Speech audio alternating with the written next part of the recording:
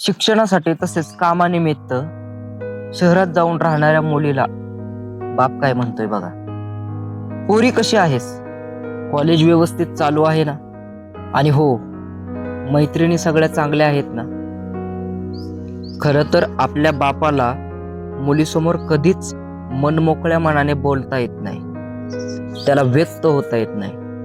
खरं तर मला तुझा मित्र व्हायचंय, तुझ्या प्रत्येक अडचणी मला समजून घ्यायच्या. पण तू मुलगी म्हणून समोर आली की माझ्यातला बाप मित्र व्हायला तयारच होत नाही.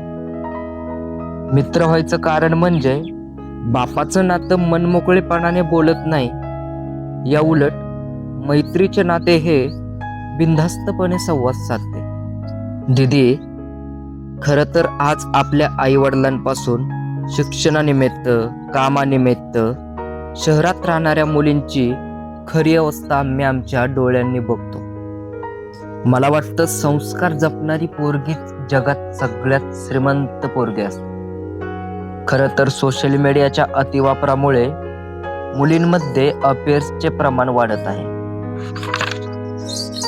रात्री अपरात्री क्लब फिरणाऱ्या पोरी, सतत मित्रांच्या सहवासात राहणाऱ्या पोरी, कसल्याही संगरी भंगरी पोरांसोबत आपल्या जन्मदात्या आई वडिलांचा विचार न करता त्या मुलाला सर्वस्व मानून त्याच्यासोबत पळून जाणाऱ्या मुलींचं प्रमाण वाढत आहे.